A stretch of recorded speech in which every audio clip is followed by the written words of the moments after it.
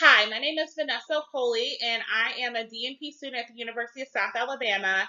And today I will be discussing my DNP project, which is a comprehensive weight loss program. First, for starters, we're going to talk about why a comprehensive weight loss program.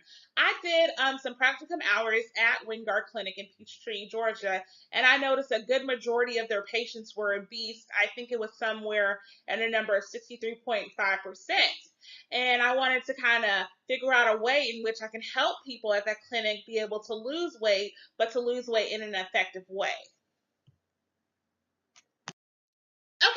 Okay, so we're going to start the slide off by talking about what obesity is. Obesity is when a person has a BMI that is greater than 29.9%. And the big deal with that is that when your BMI is higher, that means that you're carrying around many times a higher percentage of body fat. And that puts you at greater risk for some things such as hypertension, cancer, type 2 diabetes, sleep apnea, coronary artery disease, hyperlipidemia, and an increase in morbidity and mortality rates. The Center for Disease Control and Prevention reports obesity as one of the greatest health crises in the nation going on currently, and that it estimates that about $147 billion is spent yearly on obesity-related costs. It is estimated that about 37% of the U.S. population is obese, or about 2/3, and that obesity-related health conditions are the third leading cause of death in the United States. So you can see why obesity is a big issue, and it's something that we need to tackle in order to help patients live a better and healthier lifestyle. For the background information purpose of the slide, we're going to talk about what was the purpose of the project and what were some of the goals and aims that I was trying to accomplish in this project.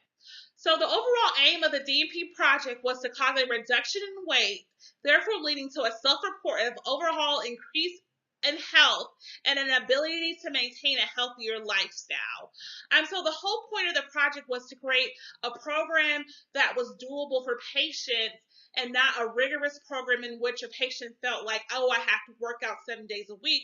Oh, I can't eat anything that I used to like to eat. It's supposed to be self-adaptable to each patient because they are able to set their own goals and what they want to achieve. So it's supposed to be something that is supposed to be able to be life-lasting because it's something that they can integrate into their everyday lifestyle. The current standard of practice at the clinic in which I did my project were that they had a pharmacological-based obesity prevention program, but it would cost patients anywhere between $50 to $200, just depending on what their insurance covered and what their insurance didn't cover. The setting of my project was at Wingard Clinic in Peachtree City, Georgia, and the program ran for about 11 weeks. It started mid-February and ran about to the last week of May, just kind of depending on when I enrolled a patient in the program. And the data was collected via measurements in the BMI toolkit, as well as data was stored on a password-protected computer. That way, no patient's information was compromised. The population of interest was anyone at Wingard Clinic who had a BMI that was greater than 24.9%. Here I also listed some of the inclusion exclusion criteria, which were anyone who didn't have a BMI of 24.9%, anyone who didn't have a mobile device, or anyone who wasn't medically clear to participate in a weight loss program. Then they weren't allowed to be enrolled in the program. Also, people who did not have a want to lose weight. Those are people who also weren't enrolled in the program as well. Some of the tools I used for my program were the 5AS Obesity Management Toolkit, which is this really super handy packet that had a lot of information, obesity fact sheets, tips. It had goal sheets, ways to reduce stress. It had a bunch of different forms in it that allowed you to be able to educate your patient and meet them at their need.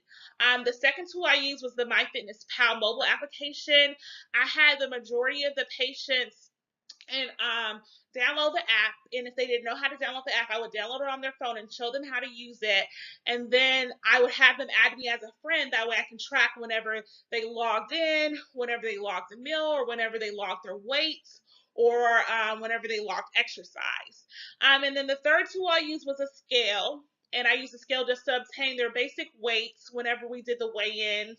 And I used the BMI tool just to calculate what their body mass index was, and to kind of really give them an idea of what their current body weight was and what their ideal body weight was.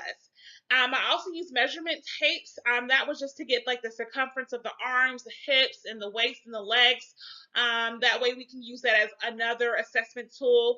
I used a blood pressure cuff just to get their baseline blood pressure, because that was one of the things I wanted to assess. And then here at the top, I included the actual goal sheet that I used in order to educate people about setting goals. So some of the interventions that I planned was I met with everyone originally who was involved in the project, and I did a pre-planning where we sat down and we used the goal sheet from the 5AS toolkit, and we set we set 7 attainable goals. So the attainable goals were things like I will increase my water intake. I will walk 2 to 3 times a week. I will only eat one sugary snack a week. I wanted this program to be something that was doable and was a compromise, and I wanted it to be something that would be life lasting. That way patients don't feel like they're so confined that they're not able to lose weight, but they're actually able to do some things that they came up with, and that are not completely left wing hardcore I work out 7 days a week, but something that's more doable and attainable to their schedule. um, Another thing I wanted to do originally was biweekly meetings, and I tried that for the first 4 times, and I had a really low participation. So I in turn switched to weekly email blasts that would have the same information and content that I would talk about in my biweekly meetings, but it was just another way to get the information out to those patients and participants who weren't able to meet. The next thing we did was document exercise, weight, and food using the My Fitness Pal app, which is a really nifty app that lets you track your food. It tells you like what calories you ate, the percentage. It lets you enter your exercise, and it helps you track your weight, which is a good tool for people who want to kind of keep track of that at home. That way it helps them to keep themselves self-accountable as well. And then I also had the candidates meet with me post, so we can talk about their goals and to see if they achieved what they wanted to achieve. So what I expected to see in my project was a 2 to 5% reduction in total body weight, a 3 to 5% reduction in body mass index, a decrease in body measurements, and I expected for patients to meet 5 out of the 7 goals that they set for themselves in order to achieve a healthier lifestyle. I expected to see a decrease in resting heart rate and a decrease in blood pressure as well. Some of the results I had in my project were, I originally started out with 25 participants, and then I ended up with 22. Some people dropped out due to like different medical or social issues, and them not being able to meet the demands of the program. The 15 members I had did decrease their body weight by 2 to 5%, which was awesome. I had 5 members of the project who actually gained 2 to 3% of their total body weight, and then 2 people did not gain or lose any weight.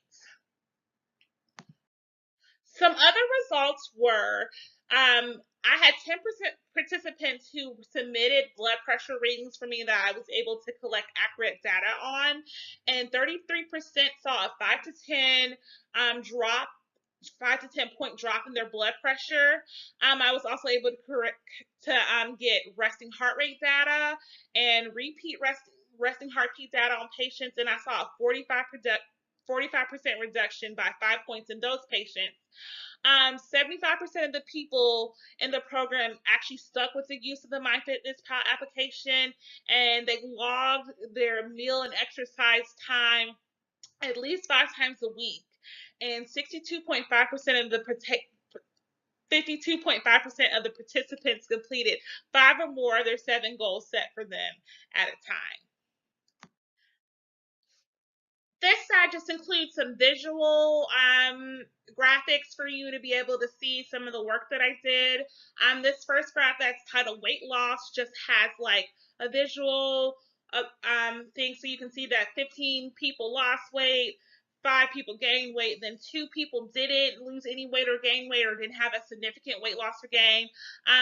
This other chart that's up at the top, average weight and BMI, just kind of shows the average weight and the BMI of all the participants in the project from the start.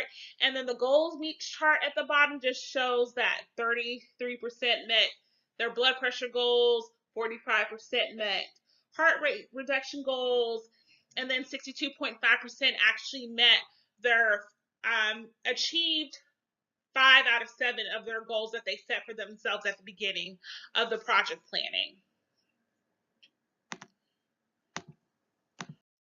So in the discussion and future recommendation and conclusion section, I just want to talk about how the results varied considerably from patient to patient. And those who did gain weight in the program did admit that they weren't fully invested in the program. So I think that, weight loss is a personalized journey, just kind of depending on the patient and their investment, and then also maybe some of the biological or physical aspects that they might have going on that can really impact a person's ability to lose weight, and then also many of the mental aspects and the mental demands that a person might have. Many patients weren't able to make the biweekly meetings due to work and schedule conflicts. One of the ways I did combat that was with the email blast, but I would have liked to have seen more people at the biweekly meetings. That way I could have that one-on-one dialogue with them, and to make sure that they fully understood and grasped the information, and also to give them the opportunity to ask me questions on site at that moment. Another thing that some people complained about was the travel cost and also the time commitment of the program.